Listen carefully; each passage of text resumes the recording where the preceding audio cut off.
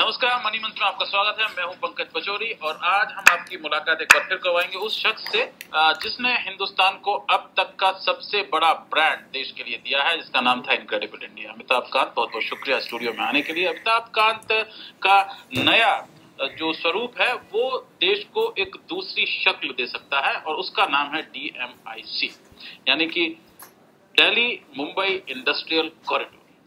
ये इस समय देश का सबसे बड़ा इंफ्रास्ट्रक्चर प्रोजेक्ट है और इसके पहले फेज में, सिर्फ पहले फेज में इसमें कोई $100 बिलियन का इन्वेस्टमेंट होगा और जापान की मदद से बनाया जा रहा है, जिसमें कि $10 बिलियन जो है वो जापान इसमें दे रहा है।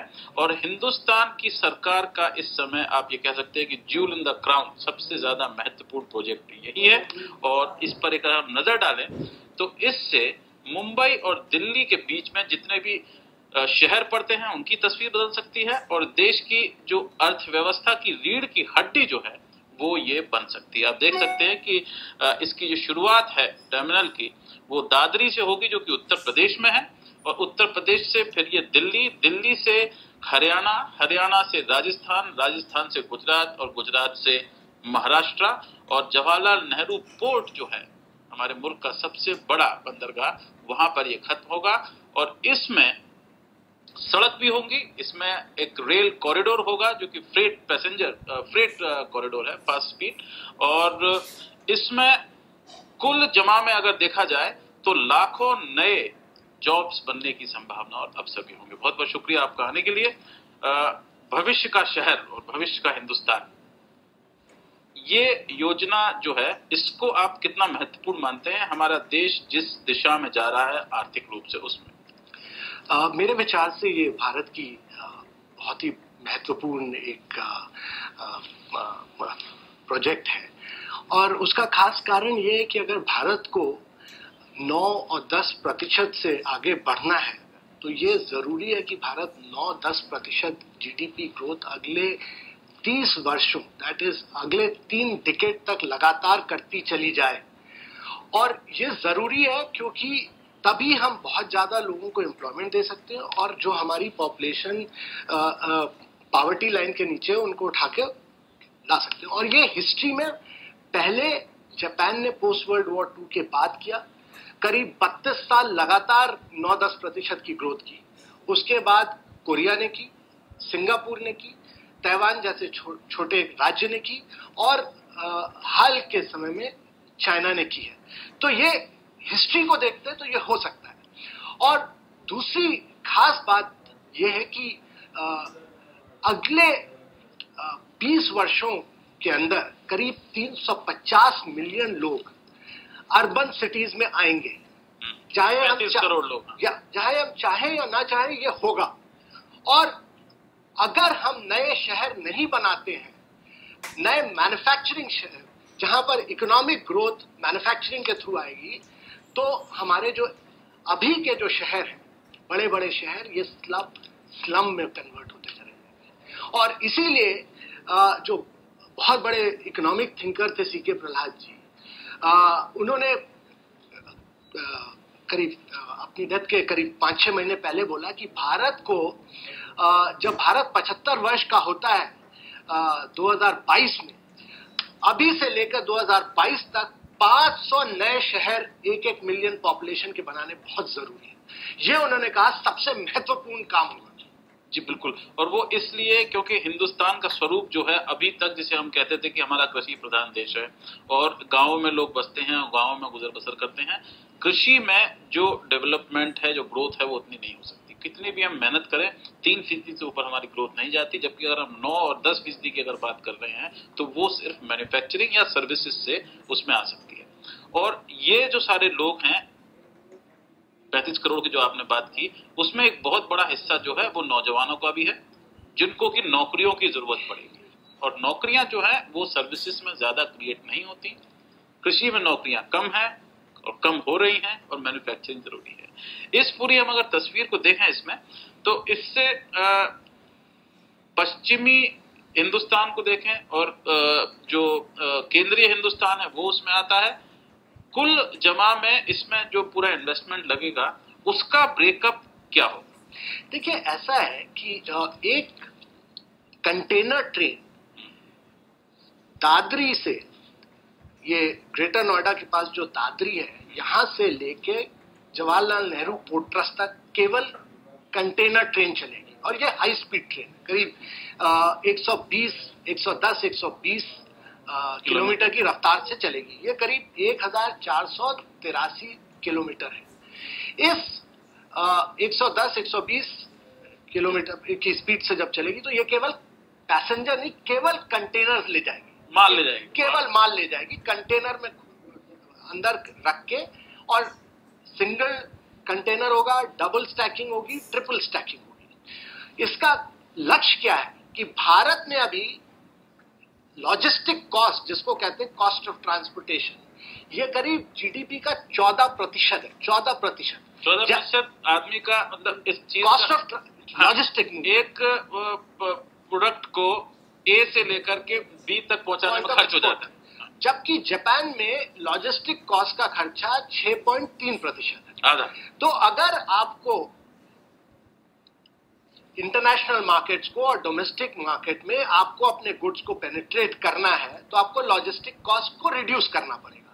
तो ये कंटेनर ट्रेन पहली बार भारत में ऐसा होगा कि एक कंटेनर ट्रेन जिसमें कोई पैसेंजर नहीं चढ़े, केवल कंटेनर गुड्स का मूवमेंट करेगी।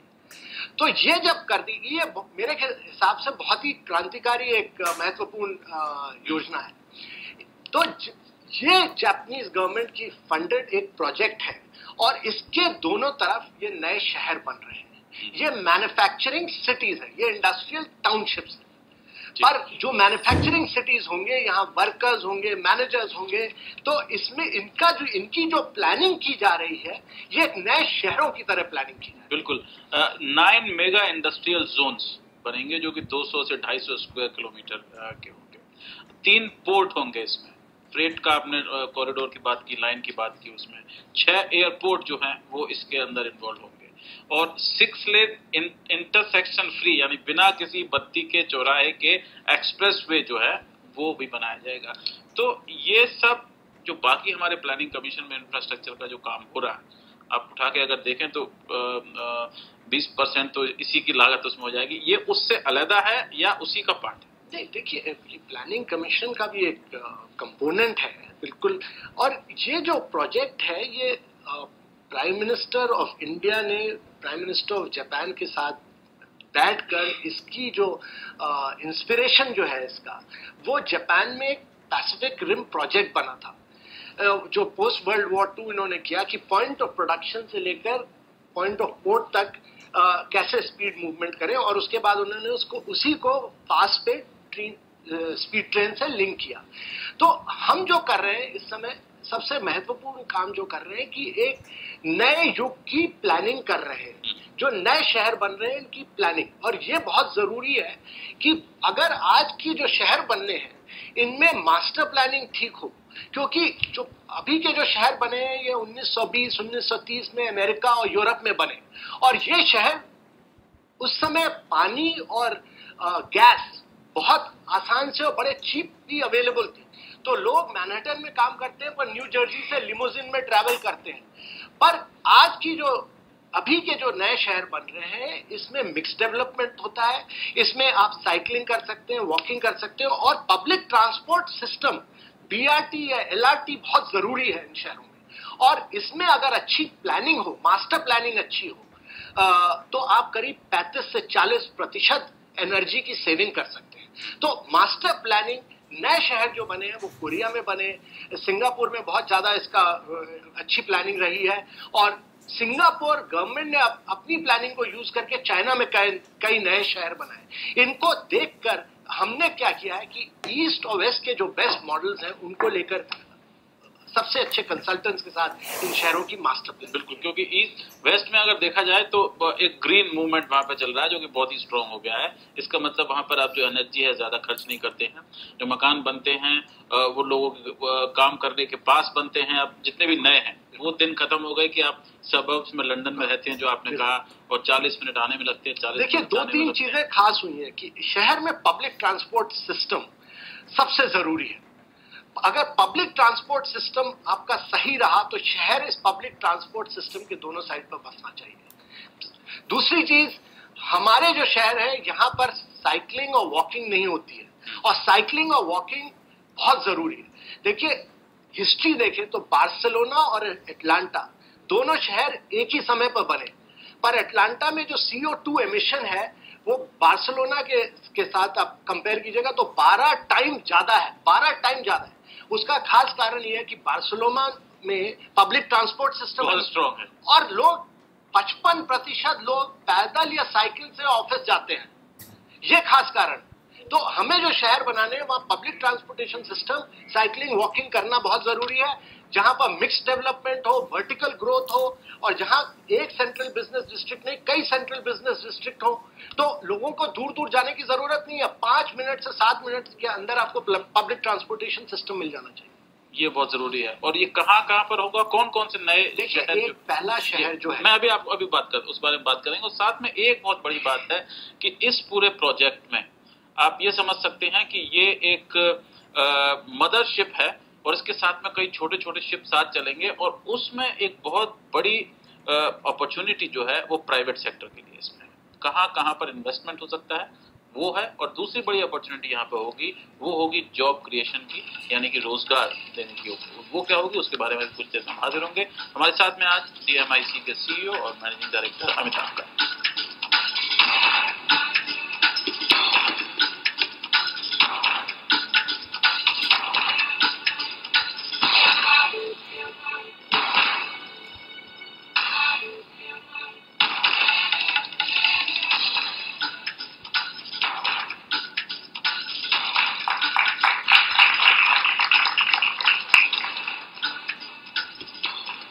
मणिमंत्रा में आज हम बात कर रहे हैं DMIC के बारे में, दिल्ली मुंबई इंडस्ट्रियल कॉरिडोर, जिसकी शक्ल जो है कोई 1,500 किलोमीटर तक लंबा एक कॉरिडोर है, और इससे हिंदुस्तान की अर्थव्यवस्था को और खासकर हमारी मैन्युफैक्चरिंग को एक नई दिशा और नया बूस्ट जो है वो मिल सकता है। हमारे साथ में है CEO और MD अमिताभ कांत।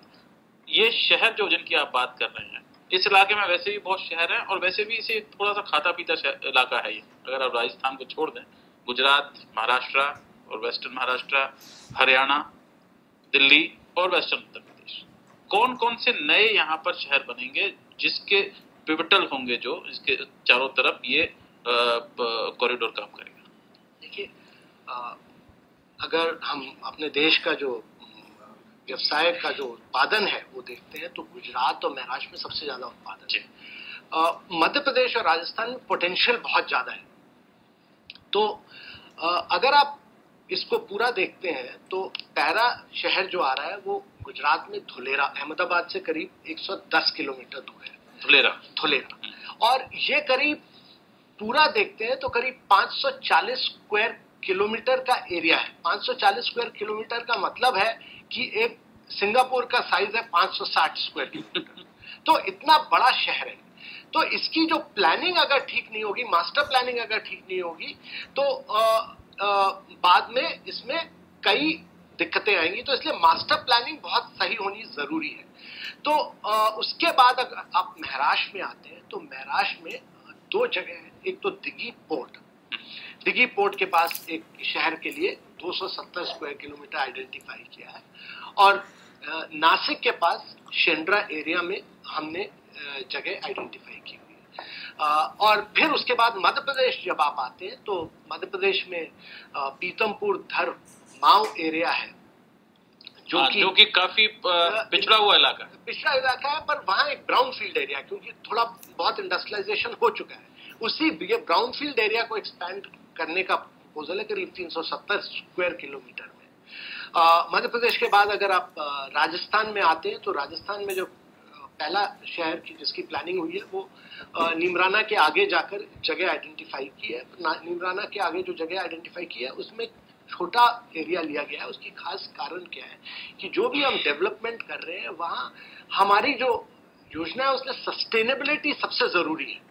और राजस्थान और हरियाणा में पानी की कुछ दिक्कतें हैं, तो हमने जो अपनी प्लानिंग की है उसमें रिसाइकलिंग ऑफ वाटर बहुत जरूरी है। और जो सुवेज का पानी है उसको हम रिसाइकिल कर रहे हैं इंडस्ट्रियल पर्पसेस के लिए। और हम कई इसी तरह की ये जो स्मार्ट सिटी का कॉन्सेप्ट है, इंटेलिजेंट सिटीज का कॉन्सेप्ट है। तो इस समय हमारे साथ 4 जापानीज कंसोर्टियम्स काम कर रहे हैं। मित्सुबिशी का एक कंसोर्टियम है, हिटाची का एक कंसोर्टियम है, तोशिबा का एक कंसोर्टियम है, जेजीसी का एक कंसोर्टियम है। ये 4 कंसोर्टियम 4 ब्राउनफील्ड एरियाज में काम कर रहे हैं, जो कि recycling of waste, recycling of पानी और ये स्मार्ट ग्रिड का डेवलपमेंट और कैसे टेक्नोलॉजी को पब्लिक पर्पस के लिए यूज किया जाए उसका फीजिबिलिटी स्टडीज करके उसके इम्प्लीमेंटेशन के लिए आगे बढ़ रहे हैं। क्योंकि अगर यहां सक्सेसफुल होता है तो इसको हम इन ग्रीन फील्ड एरियाज में ले जाकर इम्प्लीमेंट करेंगे। पर सबसे जरूरी है कि ये जो नए शहर हों ये इंटेलिजेंट सिटीज हो, स्मार्ट सिटीज हो और रिसाइकलिंग ऑफ वेस्ट और recycling of water, energy conservation, जो कि सारी बात पूरा का पूरा दुनिया जो है क्लाइमेट चेंज के बारे में बात कर रही है। आपका कार्बन फुटप्रिंट होना वो कम होना चाहिए। हिंदुस्तान में जब हम एक तरफ तो आप कह रहे हैं कि हम मैन्युफैक्चरिंग को बढ़ावा देंगे इन सब जगह और उसमें लगाएंगे, दूसरी ओर हम बात कर रहे हैं कि सस्टेनेबिलिटी होनी चाहिए और कार्बन फुटप्रिंट जो है वो कम होना चाहिए, एनर्जी एफिशिएंट होना चाहिए। वो क्या टेक्नोलॉजीज हैं जो हमारे पास इस समय नहीं है और जो हमें बाहर से ये सारी जो कंपनियां हैं वो ला के दे रही है? क्योंकि जापान अपने आप में बड़ा इंडस्ट्रियल देश है, लेकिन फिर भी वो जिसे कहते हैं उसका फुटप्रिंट जो है ग्रीन वो काफी अच्छा है। देखिए, जापान ने बहुत वर्ल्ड वॉर 2 के बाद बहुत ज्यादा तरक्की की और उनका एक शहर है किटाक्यूशु, वो पोर्ट एरिया के पास है। ये दुनिया का सबसे पोल्यूटेड, क्योंकि स्टील प्रोडक्शन वहां होता था और कोल और सीमेंट वहीं था, सबसे पोल्यूटेड शहर बन गया। वहां टोक्यो बे एरिया है जो कि नीले से बिल्कुल पीला बन गया और उनकी स्काईज देखिएगा तो पूरी काली हो गई और सारा पोल्यूशन हो गया। तो इन्होंने करीब 75 के आसपास इन्होंने एक चैलेंज लिया जापानीज ने, उन्होंने कहा किटाक्यूशु में ये हर चीज को रिसाइकिल करेंगे। और आज जाकर देखिएगा तो ये पूरा टोक्यो बे एरिया ब्लू हो गया है, पूरा नीला लगता है, एकदम साफ सुथरा। और ये सब चीज को रिसाइकिल, इंडस्ट्रियल वेस्ट जो भी है, light, bulb, television, computers, mobiles, इस कार्स, ये सबको रिसाइकिल करते हैं और ये एक इनपुट बन जाता है किसी और चीज के लिए। तो रिसाइकलिंग सबसे जरूरी है। फिर पानी की रिसाइकलिंग, और ये जो सबसे महत्वपूर्ण चीज जो है ये सिंगापुर में हुई, क्योंकि सिंगापुर में सुएज का पानी वो इस लेवल तक ले आए हैं कि जहां वो करीब 5 से 6% ह्यूमन कंजम्पशन के लिए उपयोग कर रहे हैं इस समय। और जो रेन वाटर है ये पूरा का पूरा पानी उपयोग करते हैं इस समय, क्योंकि उनके पास पानी का कोई और छोटी सी जगह सोर्स नहीं था। तो इनकी कंपनियां बड़ी एडवांस्ड है। और रिसाइकलिंग के अलावा, वेस्ट और पानी के अलावा, तीसरा जो सबसे बड़ा क्रांतिकारी चीज जो अभी हाल में हुई है वो है development of smart grids. Smart grid से ये होता है कि अगर आप कहते हैं कि मुझे अपनी बिजली में केवल 500 रुपए खर्च करने हैं, तो आप अपने फ्रिज को, अपने टेलीविजन को एडजस्ट कर लेंगे और डेली मॉनिटर करेंगे आपकी बिजली कितनी कंज्यूम हुई। तो स्मार्ट ग्रिड का डेवलपमेंट बहुत जरूरी है हिंदुस्तान में आगे चल के। ये तीनों चीज हम इस प्रोजेक्ट के अंदर ला रहे हैं। लेकिन एक बात यहाँ पे हुई, आप जो बात कर रहे हैं वो बात कर रहे हैं एक जिसे कहते हैं ना कि नई टेक्नोलॉजी की गाड़ी की, लेकिन अभी हमारे यहाँ बैलगाड़ी भी चल रही है। तो इन दोनों का मिलन कैसे होगा? देखिए, हिंदुस्तान इस स्टेज पर अब पहुंच गया है अपने डेवलपमेंट के इस निर्णायक समय पर है जहां की जो भी चीज करनी है हमें सेकंड बेस्ट नहीं करनी है। जो भी चीज करनी है हमें दुनिया में एक्सेल करना है और दुनिया की सबसे अच्छी चीज करनी है। ये सबसे जरूरी है। तो अगर नए शहर बनने हैं तो दुनिया के सबसे अच्छे शहर बनाने हैं और वो कंपेयर करना है। जो शहर बने उनसे 5% अच्छा काम कीजिए और उसको इकोलॉजिकली सस्टेनेबल बनाइए। तो हमने जो मास्टर प्लानिंग किया, इसीलिए मैं बार बार एम्फेसाइज कर रहा हूँ, इन शहरों में मास्टर प्लानिंग हमारे यहाँ कभी डिटेलिंग होती नहीं है। इनकी मास्टर प्लानिंग में हमने ऐसी मास्टर प्लानिंग की है, नई टेक्नोलॉजीज लाकर किया है कि इन शहरों में जब इम्प्लीमेंटेशन के लेवल पर पहुंचेंगे तो काफी इसका फायदा मिलेगा। बिल्कुल, तो शहरों की बात हो गई कि शहर जो है, लेकिन शहर में लोग रहते हैं। अब इन लोग जो हैं वो कैसे इन शहरों में एक तो आ जाएंगे जैसे वो शुरू होंगे बसना। दूसरा, उन लोगों को इन शहरों में रहने के लिए, बार्सिलोना की आपने बात की, बार्सिलोना में कई सड़कें ऐसी बन गई हैं जहां पर रात की जो बत्ती है वो तभी जलती है जब आप उस सड़क पर चल रहे होते हैं, कि आप चलते जाते हैं और बत्तियां जलती जाती हैं और आप चले जाते हैं तो बत्तियां बंद हो जाती हैं। तो उसके लिए एक जो है डिसिप्लिन की बहुत जरूरत होती है। आप मेट्रो की बात कर लीजिए, किसी भी बड़े शहर में सैन फ्रांसिस्को चले जाइए, सड़क क्रॉस करना वहां पर दंडनीय अपराध। आप सड़क क्रॉस नहीं कर सकते जब तक कि ज़ेब्रा क्रॉसिंग आप ना कर रहे हैं। एक तो इन लोगों की ट्रेनिंग की बात होगी, दूसरा ये सारी टेक्नोलॉजी लगेगी, तो इसको कौन फिक्स करेगा? नहीं, देखिए ऐसा है कि बाकी सारे राज्यों, अगर आप कोरिया देखते हैं, चाइना देखते हैं, अमेरिका देखते हैं, यूरोप करते हैं, इनके यहाँ इंफ्रास्ट्रक्चर बन चुका है। चाइना में भी इंफ्रास्ट्रक्चर बन चुका है। एक्चुअली सही उससे देखें तो आप अगले 30 सालों में एक नया भारत बनाएंगे, क्योंकि हमारे यहाँ इंफ्रास्ट्रक्चर अभी बनना शुरू हुआ है। तो अगले 30 वर्षों के अंदर एक नया भारत बनेगा, और ये दुनिया के सारे राज्यों से अलग होगा, क्योंकि बाकी सारे राज्यों में, अगर कोरिया चाइना देखते हैं, ये सारा स्टेट लेड इन्वेस्टमेंट था। सारा जो डेवलपमेंट हुआ इंफ्रास्ट्रक्चर में, ये स्टेट ड्रिवन था। हमारे यहाँ एक दूसरी अप्रोच ली गई है, और ये अप्रोच सोच समझ के ली गई है कि ये private public partnership based approach है। तो ये जो प्रोजेक्ट्स है, इसमें करीब इन शहरों में करीब 65 से 70% जो प्रोजेक्ट्स आ रहे हैं, ये प्राइवेट पब्लिक पार्टनरशिप बेस्ड है। और ट्रंक इंफ्रास्ट्रक्चर करीब 30-35% का है। ड्रेनेज, सुएज, इंटरनल रोड्स है, फ्लड मैनेजमेंट है, ये सब ट्रंक इंफ्रास्ट्रक्चर जहां स्टेट का एक रोल है। स्केलेटन। हाँ, बिल्कुल। और उसके बाद जो प्राइवेट पब्लिक पार्टनरशिप के प्रोजेक्ट्स है, ये सब प्राइवेट सेक्टर बेस्ड प्रोजेक्ट। इसमें मैं देख रहा था आपकी पूरी प्लानिंग, और इसमें यह है कि अलग अलग जगह को अलग अलग तरह की मैन्युफैक्चरिंग के लिए आपने, जैसे कि दादरी, नोएडा, गाजियाबाद मैन्युफैक्चरिंग के लिए है, मनेसर, बवाल जिसकी आप बात कर रहे हैं। ऐसा है कि हर जगह की मास्टर प्लानिंग हुई है। ऑटो मोबाइल के लिए मैं जरा बता दूं लोगों को कहाँ से चलता है। अब ऊपर चलते हैं, ऊपर जैसे कहते हैं ना कि उत्तर से दक्षिण की ओर अगर हम जाते हैं तो ये उसमें होता है। कुरुक्षेत्र, भिवाड़ी जो है वो automobile, auto component, general manufacturing के लिए है। माऊ, धार, पीतमपुरा की आप बात कर रहे हैं, वो इन्वेस्टमेंट रीजन है मध्य प्रदेश के लिए। भरूच, दहेज जो है गुजरात में, पेट्रोलियम, केमिकल, पेट्रोकेमिकल जो वहां पर स्ट्रॉन्ग अभी भी है। इगतपुरी, नासिक जनरल मैन्युफैक्चरिंग के लिए है। मेरठ, दादरी के पास में जो है इंजीनियरिंग हब, मैन्युफैक्चरिंग हब ये बन सकता है। फरीदाबाद पहले से ही इंजीनियरिंग और मैन्युफैक्चरिंग। देखिए ऐसा है कि मैं आपको संक्षिप्त में बताता हूँ कि हमने हर जगह के लिए दुनिया के सबसे अच्छे कंसल्टेंट मास्टर प्लानिंग के लिए यूज किए। इन्होंने ग्लोबल डिमांड देखी, और उसके बाद देखा कि हिंदुस्तान में किस चीज की मैन्युफैक्चरिंग हो सकती है, और उसके बाद देखा कि उस क्षेत्र में किस चीज की मैन्युफैक्चरिंग हो सकती है, और उसके बाद कहा कि इसके लिए हमें स्किल डेवलपमेंट जरूरी है। तो कहा कि जिन जिन लोगों की जमीन ली जाएगी, उनके परिवार के लोगों को जो स्कूल से पास किए गए, उनकी स्किल डेवलपमेंट की जाए उसकी। तो इस समय हम GTZ के साथ मिलकर, जर्मनी का GTZ है, उनके साथ मिलकर एक बहुत बड़ा स्किल डेवलपमेंट प्रोग्राम लॉन्च कर रहे हैं कि हमारे देश में अगर हम मैन्युफैक्चरिंग की बात कर रहे हैं, और अगर हमें मैन्युफैक्चरिंग को 16% GDP की 16% से अगर 25% तक ले जाना है, तो स्किल डेवलपमेंट की बहुत जरूरत है।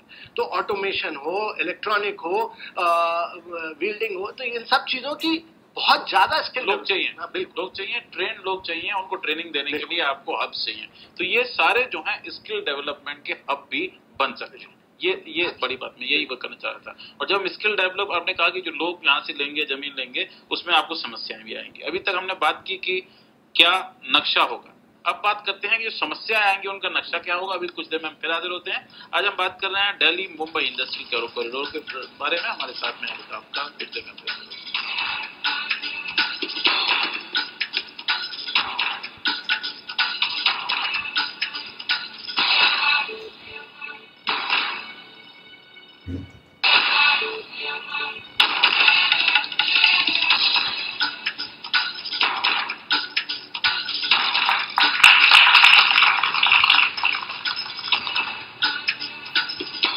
आज हम बात कर रहे हैं DMIC के बारे में, दिल्ली मुंबई इंडस्ट्रियल कॉरिडोर। और शेरशाह सूरी के बाद में हिंदुस्तान में मेरे ख्याल में किसी ने भी इतनी बड़ी योजना एक साथ, नेशनल हाईवे डेवलपमेंट योजना थी, लेकिन ये उससे भी बड़ी है, क्योंकि इसमें हाईवे भी है, सड़क भी है और रेल भी है, और साथ में शहर जो बनाए जा रहे हैं वो भी है। हमारे साथ में अमिताभ कांत हैं जो बता रहे हैं हमें कि किस तरह से बनेगा। पहले तो एक बार आपसे पूछना चाहूंगा कि ये इसका पूरा इन्वेस्टमेंट रीजन अगर हम कहें तो इसका ये इस समय दिखाई देता है? देखिए ये 7 नोड्स हैं। हाँ। और IR का मतलब है इन्वेस्टमेंट रीजन्स है।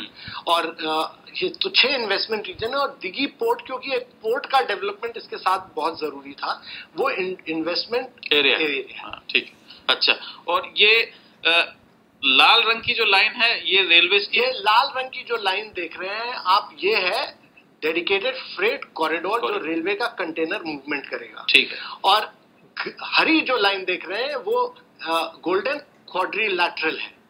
और जो एग्जिस्टिंग सड़क हमारी, बिल्कुल। और ये जो नीली लाइन आप देख रहे हैं ये एग्जिस्टिंग अभी का जो पैसेंजर रेल लिंक है, जिससे पैसेंजर चलते हैं, वो रेल लिंक है। और आप जो पीली लाइन देख रहे हैं वो north south east west national highway है। तो हम जो शहर बनाएंगे उसमें ये शहर एक बहुत जरूरी है कि इसकी कनेक्टिविटी हो इन शहरों से। तो वहां से हम कनेक्शन लेंगे डेडिकेटेड फ्रेट कॉरिडोर को, कि गुड्स का मूवमेंट हो डेडिकेटेड फ्रेट कॉरिडोर की तरफ, और हाईवे की तरफ दूसरा कनेक्शन हो कि पैसेंजर का मूवमेंट हो। जी बिल्कुल। यहाँ पर हम बात करें कि 200 से 250 स्क्वायर किलोमीटर के 9 मेगा इंडस्ट्रियल एरियाज की आप बात कर रहे हैं। हिंदुस्तान में इस समय हाल ये है कि 500 हेक्टेयर अगर आप जाकर के एक्वायर करें लैंड, तो उसके ऊपर झगड़ा हो जाता है और सब पॉलिटिकल पार्टी वाले पहुंच जाते हैं और आपको मुलतवी करना पड़ता है। SEZ जो हमने बनाने शुरू किए थे उसमें से कई SEZ जो हैं वो सिर्फ इस एक समस्या की वजह से अटके पड़े हैं। आप क्या समझते हैं, क्या आपको इस तरह की समस्या नहीं आएगी, और आएगी तो आप कैसे निपटेंगे? देखिए, पहली चीज तो मैं ये कहूंगा कि ये बहुत ही मुश्किल और बहुत ही टफ प्रोजेक्ट है। बहुत ही, इसमें ये एक रात में होने वाला प्रोजेक्ट नहीं है, इसमें कई दिक्कतें आएंगी। पर यह भी है कि ये बहुत ही चैलेंजिंग प्रोजेक्ट है और हिंदुस्तान के लिए बहुत महत्वपूर्ण एक प्रोजेक्ट है। तो इसमें दिक्कतें आएंगी और कोई ऐसा इंफ्रास्ट्रक्चर प्रोजेक्ट नहीं होता जिसमें दिक्कतें नहीं आए।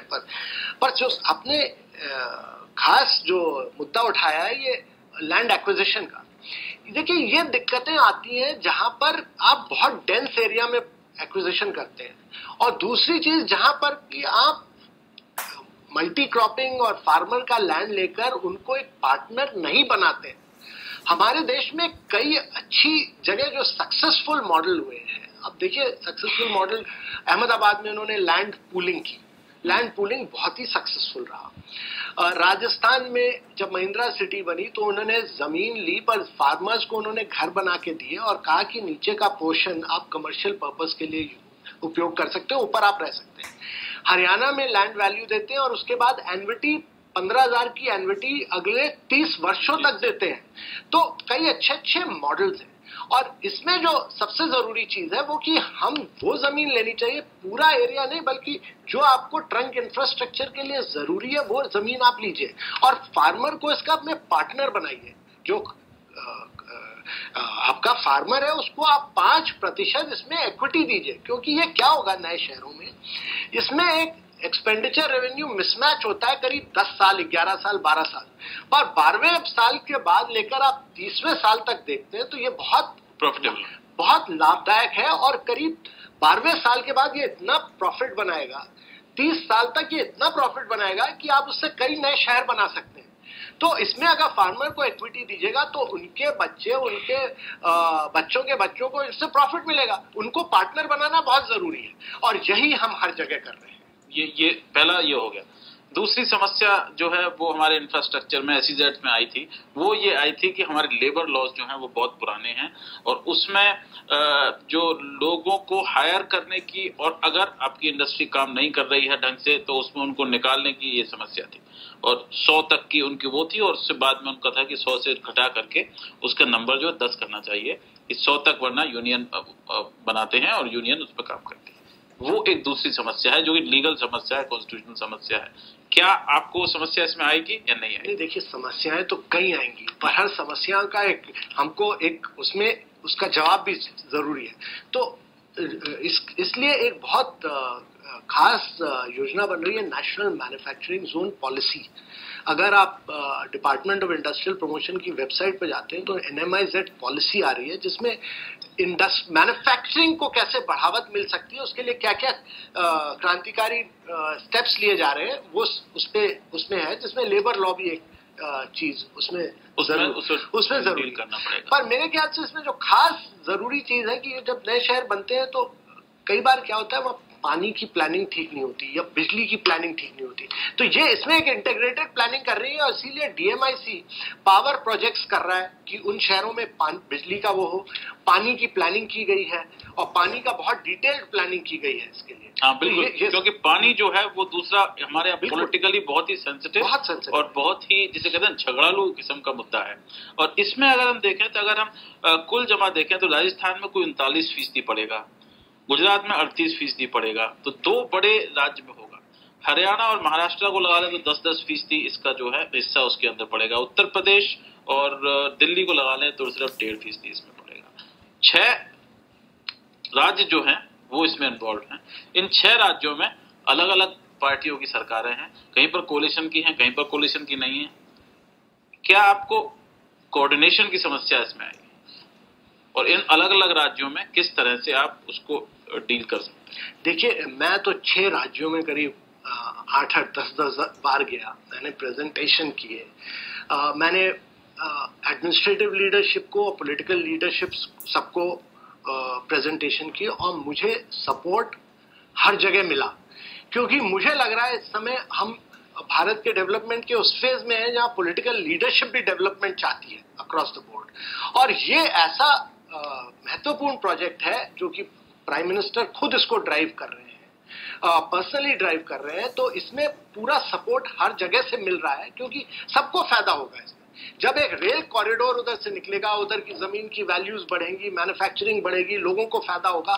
तो ये एक प्रोजेक्ट है जिसमें कि सारे 6 राज्यों को फायदा होने वाला है और ये उनकी लीडरशिप को है कि उसका कितना उपयोग करते हैं, जो उनकी पॉलिटिकल लीडरशिप वहां पर है। और दूसरा एक बड़ा फायदा यहाँ पर यह है कि क्योंकि ये ज्यादातर जिसे कहते हैं कृषि वाले इलाकों से गुजर रहा है, लोगों को कृषि से निकल के मैन्युफैक्चरिंग में जाने का बहुत बड़ा एक साधन इससे उपलब्ध होगा और लॉन्ग टर्म जॉब जिसे हम कहते हैं वो मिलेंगे। तो सबसे बड़ा फायदा आम लोगों का इसमें ये होगा।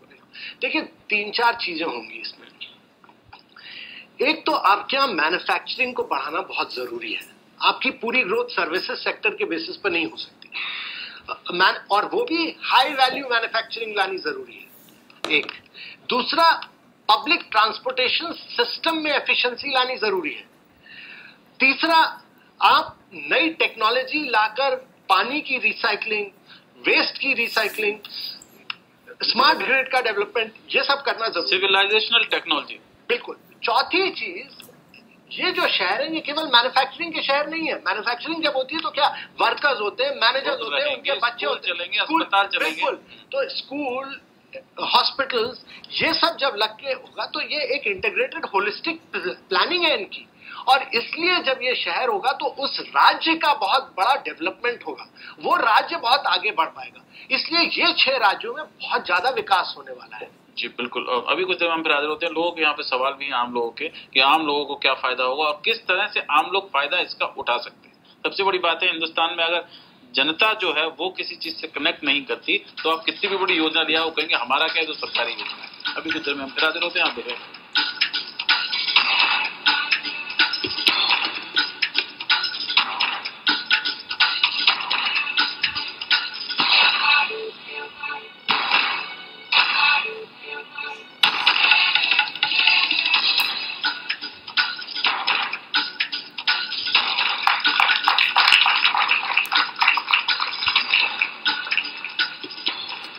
मनी मंत्र में हम बात कर रहे हैं दिल्ली मुंबई इंडस्ट्रियल कॉरिडोर के बारे में, सीएमडी और सीईओ प्रोजेक्ट के अमिताभ कांत के साथ में। इसका कुल असर अगर देखा जाए तो देश की पूरी जो जीडीपी है उस पर 1 से 1.5% का बढ़ सकता है। जी हाँ, एक समय $1 ट्रिलियन से भी ज्यादा की हमारी जीडीपी है, तो आप समझ सकते हैं कि कितना भारी इसका असर होगा। और खासकर उन 6 राज्यों में जहां पर ये काम करेगी, हमारे देश के उत्तर प्रदेश से लेकर के और महाराष्ट्र तक, उनकी जीडीपी पर और ज्यादा, जो स्टेट जीडीपी है उस पर और ज्यादा असर पड़ सकता है। अमिताभ कांत पहले भी अगर देखा जाए तो आपने केरला जो राज्य थी उसकी जीडीपी जो है उसमें काफी योगदान दिया था, क्योंकि टूरिज्म जो है अब उनकी लेड जीडीपी वहां पे हो गई है। अब एक मैन्युफैक्चरिंग लेड जीडीपी की आप बात कर रहे हैं, और एक तो सर्विस सेक्टर था और ये अब मैन्युफैक्चरिंग सेक्टर इसमें है। क्या आपको लगता है कि हिंदुस्तान को हम उठा के देखें तो मैन्युफैक्चरिंग जितनी ज्यादा जरूरी है उतनी ही ज्यादा जरूरी सर्विसेज हमारे यहाँ भी है। क्या इसमें सर्विसेज के हब भी बन सकते हैं? देखिए, कई लोग कहते हैं कि हिंदुस्तान आगे चल के एक सर्विसेज का सेंटर होगा और चाइना मैन्युफैक्चरिंग का सेंटर होगा। ये बहुत लोगों की एनालिसिस रही है। मेरा इससे मैं इसको मानता नहीं हूं। मेरा विचार ये है कि आगे चल के हिंदुस्तान एक सर्विसेज की ग्रोथ होगी और मैन्युफैक्चरिंग की भी बहुत ग्रोथ होगी। पर मैन्युफैक्चरिंग में हिंदुस्तान को अपने आप को लो कॉस्ट मैन्युफैक्चरिंग में नहीं बढ़ना चाहिए। हिंदुस्तान को एक हाई वैल्यू एडेड मैन्युफैक्चरिंग करनी जरूरी है और वो अवसर इस कनेक्टिविटी के साथ, इस नई कंटेनर लेड मूवमेंट के साथ आपको एक अवसर देता है। दूसरी चीज जो सबसे जरूरी है कि चाइना की जो ग्रोथ रही है वो एक्सपोर्ट लेड ग्रोथ रही है और हिंदुस्तान की जो ग्रोथ रहेगी दोनों एक्सपोर्ट लेड और डोमेस्टिक लेड दोनों रहेगी। और डोमेस्टिक डिमांड जहां जहां रहेगी ये सारे राज्यों में के थ्रू ये रेल कॉरिडोर जाएगा। तो अगर आपका प्रोडक्शन एरिया उत्तर प्रदेश या हरियाणा या राजस्थान रहता है या नॉर्दर्न बेल्ट अगर आप देखते हैं, कश्मीर, हिमाचल, पंजाब, ये सारा गुड्स आकर आपको इस कंटेनर में लिंक कर देगा और ईस्ट वेस्ट कॉरिडोर जो ट्रेन का है वो लिंक करेगा और सारा गुड, ये सारे भारत के जितने राज्य हैं सबका गुड ले जाकर, क्योंकि ये सारे एग्रीकल्चरल प्रोड्यूस पूरे देश में का इसको इस ट्रेन में ले जाकर सीधा आपको महाराष्ट्र, गुजरात और पोर्ट्स में ले जाकर मिलाएगा। क्योंकि हिमाचल में हर साल ये होता है, हर तीसरे साल वहां पर ओवर प्रोडक्शन होता है सेब का और किसान रोता है। तो किसान की इनकम को बढ़ाने के लिए ये मेरे हिसाब से सबसे क्रांतिकारी एक प्रोजेक्ट है। बिल्कुल। सवाल है लोगों के यहाँ पर, आपका क्या सवाल है? नमस्कार सर, मेरा नाम अब्बास हैदर है और मेरा सवाल ये है कि जैसा कि आपने जिक्र किया कि ये योजना भारत के 6 राज्यों को प्रभावित करने वाली है, आपकी प्रस्तावित योजना, आप इन 6 राज्यों में कैसे समागम बैठाएंगे, कैसे तालमेल बैठाएंगे? आपको नहीं लगता कोई राजनीतिक पेच इसमें आएगा? मैं देखिए, मेरा विचार ये है कि कुछ राज्यों में सक्सेस आनी जरूरी है। अगर वहां हमें सक्सेस मिलती है तो वो एक डेमोन्स्ट्रेशन प्रोजेक्ट बनता है और बाकी स्टेट्स उस स्टेट्स के साथ compete करें। मैं नहीं चाहता कि सब स्टेट्स एक साथ ही काम करते चले। कुछ स्टेट आगे बढ़े, जो पीछे हैं वो भी उसके साथ चैलेंज ले और चैलेंज लेके उसके आगे बढ़ने की, इन सारे स्टेट्स में कंपटीशन होने की जरूरत है और जब कंपटीशन होगा तभी ये स्टेट्स आगे बढ़ेंगे। इस समय हाँ, हम लोग कहते हैं कि सब गुजरात ने बहुत ज्यादा तरक्की कर ली, अब राजस्थान जो कि उसका बॉर्डरिंग स्टेट है उसने नहीं की, अब राजस्थान को भी पूरा मौका है कि आप क्या होगा इस प्रोजेक्ट के साथ कि राजस्थान, गुजरात और महाराष्ट्र बढ़ रहे, करीब 14, 15, 16% की ग्रोथ हो रही है, इंडस्ट्रियल ग्रोथ। राजस्थान और मध्य प्रदेश में हो रही है करीब 5 से 7% की ग्रोथ। ये एक मौका है कि राजस्थान और मध्य प्रदेश की भी ग्रोथ हम बढ़ाकर उसको 15-16% पर ले आए। नमस्कार सर, मेरा नाम ताहिर है और मेरा सवाल है कि इंडिया जैसी कंट्री में जहाँ पर हमारा सोशल पॉलिटिकल जो स्ट्रक्चर है बहुत डिफरेंट है, हमारे यहाँ वोट बैंक पॉलिटिक्स को ज़्यादा इंपॉर्टेंस दी जाती है बजाय इंफ्रास्ट्रक्चर डेवलपमेंट को। सो हमारे जो डेवलपमेंट के प्रोजेक्ट्स होते हैं वो गवर्नमेंट पे डिपेंड करते हैं। हमारे जैसे आपका ये प्रोजेक्ट है बहुत लॉन्ग टर्म प्रोजेक्ट है, तो मे बी ये भी हो सकता है कि अभी जब गवर्नमेंट चेंज हो या हमारे साथ पॉलिटिकल इंस्टेबिलिटी होती है तो जब गवर्नमेंट चेंज हो तो मे बी शायद ये प्रोजेक्ट भी मीन्स बैकड्रॉप में चला जाए। गवर्नमेंट चेंज के साथ हो सकता है किसी दूसरी गवर्नमेंट को ये पसंद ना आए कि हमारे सारे प्रोजेक्ट्स गवर्नमेंट से लिंक्ड होते हैं। देखिए, 2 चीजें हैं इसमें। एक तो मेरे विचार से डेवलपमेंट के मामले में इस समय बहुत ज्यादा पॉलिटिकल विल आ गई है, लोग पॉलिटिकल विल फॉर डेवलपमेंट। दूसरी चीज ये समझना बहुत जरूरी है कि जो हिंदुस्तान का डेवलपमेंट हो रहा है वो बाकी सारे कंट्रीज से एक बहुत ही डिफरेंट रूट ले रहा है। बाकी सब जगह स्टेट लेड था, हमारे यहाँ प्राइवेट पब्लिक पार्टनरशिप लेड है। तो हमारे यहाँ ये जो प्रोजेक्ट्स हैं इसमें भी 70 से 75% जो प्रोजेक्ट्स हैं sir PPP private public partnership के प्रोजेक्ट हैं। तो हमारा जो विचार है कि प्राइवेट पब्लिक पार्टनरशिप के प्रोजेक्ट्स ज्यादा सस्टेनेबल है, इसमें मेंटेनेंस और ऑपरेशन ज्यादा अच्छा रहेगा और ये ज्यादा सक्सेसफुल रहेंगे लॉन्ग रन में।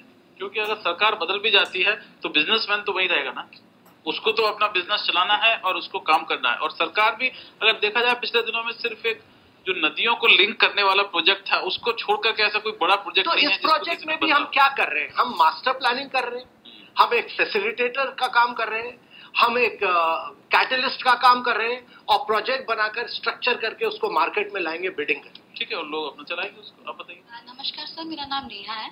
मुझे पूछना है कि जब इस एरिया में आप कॉरिडोर बनाएंगे तो कहीं ना कहीं कृषि भूमि का अधिग्रहण होगा, जिसकी वजह से कृषि को समझौता करना पड़ेगा अपने एरिया के साथ। तो उसकी वजह से कहीं ऐसा तो नहीं हो जाए कि इस क्षेत्र विशेष में जो लोग रहते हैं उनकी रोटी छोटी हो जाए और मकान बड़ा हो जाए? तो मतलब economically is it feasible for us to go for this step or not? इसमें हम उठा के देखते हैं तो इसमें कई सारी चीजें कम से कम राजस्थान में आती हैं, जो कि लेकिन वहां राजस्थान में तो देखिए दो चीजें। एक तो हम कोई ऐसा एरिया टच नहीं कर रहे हैं जहां की मल्टी क्रॉपिंग हो। दूसरी चीज, जहां जहां विलेजेस आ रहे हैं हम उस पूरे एरिया में इन विलेजेस को उसमें इंटीग्रेट कर रहे हैं। तीसरी चीज मैंने जो बताई थी कि फार्मर को इसमें आप एक पार्टनर बनाइए, और ये जरूरी है कि कृषि से हम मैन्युफैक्चरिंग की तरह बढ़े, पर वो तभी हो पाएगा अगर फार्मर उसमें एक पार्टनर बन जाता है कि वो ओनर ऑफ द प्रोजेक्ट बने। और अगर आप उसको 5% इक्विटी देते हैं और वो आगे चल के इक्विटी की बढ़ावत होती है, तो कौन उसको फायदा किसको मिलेगा? हिंदुस्तान में फार्मर को मिलेगा। अभी तक जो हमने शहर बनाए हैं उसमें से हमने किसने शहर बनाए? ये बड़ी बड़ी कंपनियों ने बनाए, जिन्होंने फार्मर से जमीन ली और उसके बाद उस जमीन का कन्वर्जन किया फॉर रियल एस्टेट पर्पस। हम क्या कह रहे हैं, आप इसमें इक्विटी बनिए, ओनर बनिए। कोई भी किसान आजकल ये नहीं चाहता उसको लगा किसान बने, तो वो तो खुश होगा अगर आप। तो इसीलिए जो अभी नई जो मैकेंजी की स्टडी है ये क्या कहती है कि आप कितना भी पैसा रूरल डेवलपमेंट में लगा दीजिए, अगले 20 वर्षों में 350 मिलियन 35 करोड़ लोग अर्बन एरियाज में आएंगे। तो ये क्या समझाता है? ये समझाता है कि आप नई अर्बनाइजेशन, एक्टिव अर्बनाइजेशन कीजिए, आप नया अर्बनाइजेशन कीजिए जिसको हिंदुस्तान ने किया नहीं है। ये पंडित जवाहरलाल नेहरू का एक स्वप्न था कि भारत एक नए शहर बनाए, तो चंडीगढ़ उन्होंने बनाया, उसके बाद बनाने। तो ये नए शहर बनाने जरूरी हैं। चंडीगढ़ के बाद में हमारे मुल्क में सिर्फ DLF जो है वो नया शहर बना है और कोई नया शहर नहीं बना, और नोएडा वो भी दिल्ली के पास में, दोनों के दोनों। आप बताइए। तो ये जो DLF ने जो गुड़गांव में बनाया और जो नोएडा बनाया, ये satellite cities.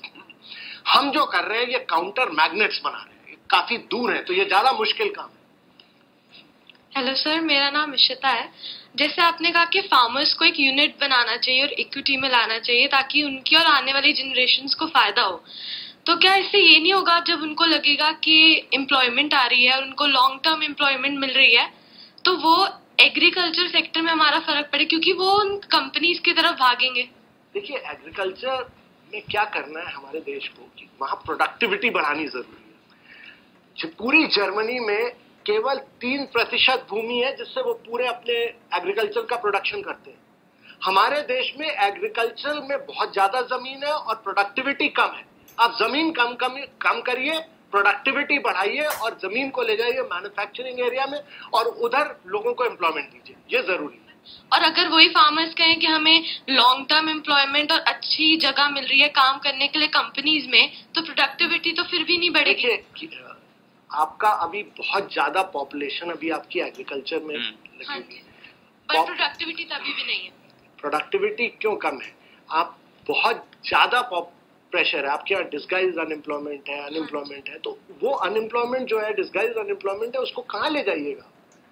Pressure on land बहुत ज्यादा है, उसको आप मैन्युफैक्चरिंग एरिया में ले जाएगा, जो मैन्युफैक्चरिंग हुई नहीं है हिंदुस्तान में। देखिए, 40% हिंदुस्तान में जो खेत हैं वो 1.4 हेक्टेयर, 1.5 एकड़ से कम, आप समझ सकते हैं। और उतने में आप 5 आदमी के घर के लिए इतना अनाज नहीं उगा सकते कि वो पूरे साल खा ले और कपड़े लत्ते ले आए, बच्चों को पढ़ा ले। तो वो अनइकोनॉमिक हो गया है सब मामला। तो उसकी जगह आपको उनको एक नई चीज देनी पड़ेगी। जो नहीं चाहते, लेकिन जो तमाम किसान हैं, जो गरीब है, उनको एक नई अगर ऑप्शन मिलेगा तो वो खुद आएंगे। देखिए, देश को ना हेल्थ में फोकस करना है, एजुकेशन में फोकस करना है, स्किल डेवलपमेंट में फोकस करना है, और चौथी चीज जो सबसे जरूरी है मेरे विचार से, मैन्युफैक्चरिंग में फोकस करना है। एक सवाल देखिए। हेलो सर, मेरा नाम अन्वेषा है। कि आपका प्रोजेक्ट है DMIC, दिल्ली और मुंबई, ये दोनों मेट्रो सिटीज है। आपने कोई ऐसे शहर से क्यों नहीं स्टार्ट करा जो बिल्कुल ही रूरल है? आपने एकदम ग्रोथ मतलब जो चल रहे एकदम अभी वो बाकी कंपैरेटिवली तलैया से लेकर के इसलिए उल्लासनगर। देखिए, इसका नाम दिल्ली मुंबई इंडस्ट्रियल कॉरिडोर इसलिए है क्योंकि ट्रेन जो चल रही है, कंटेनर ट्रेन जो चल रही है, वो दिल्ली के पास दादरी, यूपी में दादरी जगह, वहां से ले जाकर पोर्ट में जा रही है, जवाहरलाल नेहरू पोर्ट के अंदर जा रही है। अगर हम इस रेलवे वालों ने इसका नाम रखा था दिल्ली मुंबई कॉरिडोर, और इसलिए नाम रखा था क्योंकि जब वो गए जापानीज से फंडिंग लाने, तो फंडिंग तो जापान से हुई। अगर वो कहते हैं इसकी दादरी से लेकर JNPT, तो उनको लगा कि आसान है अगर दिल्ली से मुंबई तक, एक्चुअली दिल्ली तो, पर ये जो एरियाज हैं सारे, आप हिंटरलैंड जो देख रहे हैं इसका, हरियाणा, राजस्थान, मध्य प्रदेश, ये सारे रूरल बेल्ट से, आपके रूरल एरिया से होके, नॉर्थ ईस्ट वगैरह सारा बिल्कुल ही एकदम रूरल है। ये तो फिर भी कंपैरेटिवली देखा जाए, फिर भी ये तो कारण ये है कि देखिए, करीब हिंदुस्तान की GDP की जो ग्रोथ है, करीब 43% इन 6 राज्यों से आती है, करीब 48% वर्कर्स इस जगह से। उसका कारण क्या होता है कि अगर आप इतनी बड़ी कोई प्रोजेक्ट कर रहे हैं तो पहले वहां से करनी चाहिए जहां पर आपको सक्सेस मिल सके। ये तो एक कॉरिडोर है, हिंदुस्तान को एक्चुअली 6 कॉरिडोर बनाने जरूरी है। इसके बाद साउथ कॉरिडोर बनाना जरूरी है, उसके बाद ईस्ट कॉरिडोर बनाना जरूरी है, और एक्चुअली ये वेस्ट रेलवे का एक परियोजना ये वेस्ट कॉरिडोर है और दूसरी ईस्ट कॉरिडोर है, तो ये शहर ईस्ट साइड में भी बनने जरूरी है। और बाद में फिर आपको उसको जहां जहां आपका प्रोडक्शन बढ़ेगा वहां, ये तो आप एक मौका आपको मिल रहा है हिंदुस्तान को कि आप सक्सेस इंफ्रास्ट्रक्चर में अचीव भी। आपको लग रहा है कि बहुत ज्यादा जो है डेवलप्ड एरिया है, अभी भी दिल्ली से लेकर के और मुंबई के बीच में जो जब एक ट्रक चलता है भरा हुआ, तो उसकी एवरेज स्पीड होती है वो 20 और 21 किलोमीटर प्रति घंटा होती है, और उसको 3 से 4 दिन लग जाते हैं यहाँ से लेकर के वहां पहुंचने में, अगर बीच रास्ते में खड़ा ना कर दिया किसी। तो अभी क्या हो रहा है कि आपके जो सारे कंटेनर्स हैं वो जाते हैं पैसेंजर ट्रेन में, और यह जाते हैं आपके लॉरीज से। तो पैसेंजर्स का फायदा होगा क्योंकि आपका सारा जो फ्रेट है वो आपके हाईवे को ब्लॉक कर देते हैं। जब आप जयपुर से दिल्ली आते हैं आपके सारे हाईवे ब्लॉक्ड हैं, तो आप कंटेनर्स को निकाल के कंटेनर ट्रेन में डालिए, आपके हाईवे खुलेंगे, कार्स चलेंगी। और दूसरी चीज क्या होगी कि पैसेंजर ट्रेन में पैसेंजर्स चल पाएंगे, माल इधर से जाएगा और पैसेंजर ट्रेन में पैसेंजर्स चलेंगे। ये जरूर है।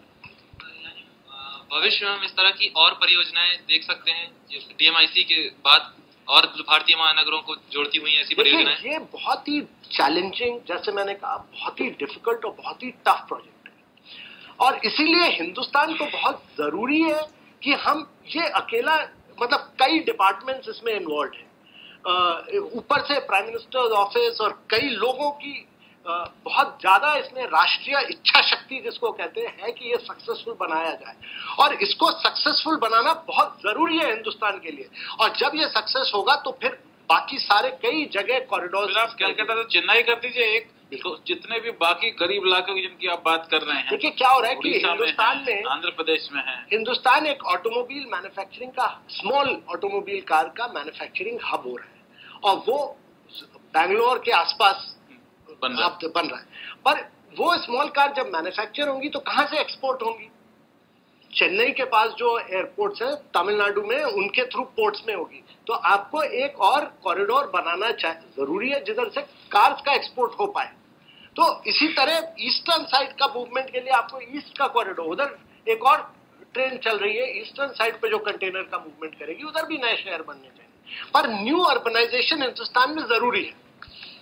ये काफी सवाल। सर, मेरा नाम सिद्धांत कोहली है और मेरा सवाल ये है, ये प्रोजेक्ट बहुत ही बड़ा है, 6 राज्यों से होकर गुजरता है। इसमें अगर कोई अड़चन आ गई लैंड एक्विजिशन में, तो आपके पास कोई बैकअप प्लान है? देखिए, एक तो ये जरूरी है कि इसमें ना, इस प्रोजेक्ट में कनेक्टिविटी रेलवे साइड की है, और रेलवे साइड का जो एक्विजिशन है वो रेल ट्रेन के लिए एक्विजिशन काफी कंप्लीट हो गया है इसका, तो वो तो डेडिकेटेड फ्रेट कॉरिडोर हुआ। हमारा जो प्रोजेक्ट है उसमें हम कॉरिडोर नहीं बना रहे हैं, हम नए शहर बना रहे हैं।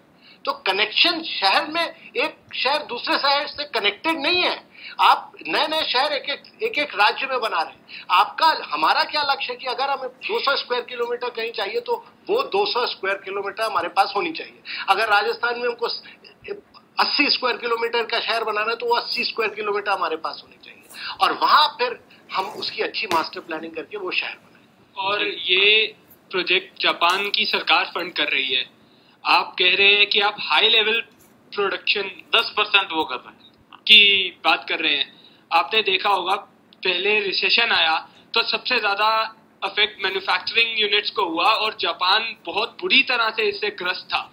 तो उसका आप कोई बैकअप आपने जो जापान में सीखा इस प्रोजेक्ट के लूपहोल्स के बारे में, ये बहुत अच्छा सवाल है। मैं इसको देखिए, ये बहुत अच्छा सवाल है और ये एक चीज समझनी बहुत जरूरी है कि देखिए जापान की इकोनॉमी बहुत ही एडवांस्ड है, बहुत ज्यादा डेवलप्ड है और बहुत ग्रोथ हो चुकी है उनकी। पहले अगर आप 6 फुट के हो चुके हैं तो उसके आगे बढ़ना बहुत मुश्किल हो जाता है और इतनी ज्यादा उनकी ग्रोथ हो चुकी है कि वो बढ़े या ना बढ़े वो बहुत हाई लेवल पर है।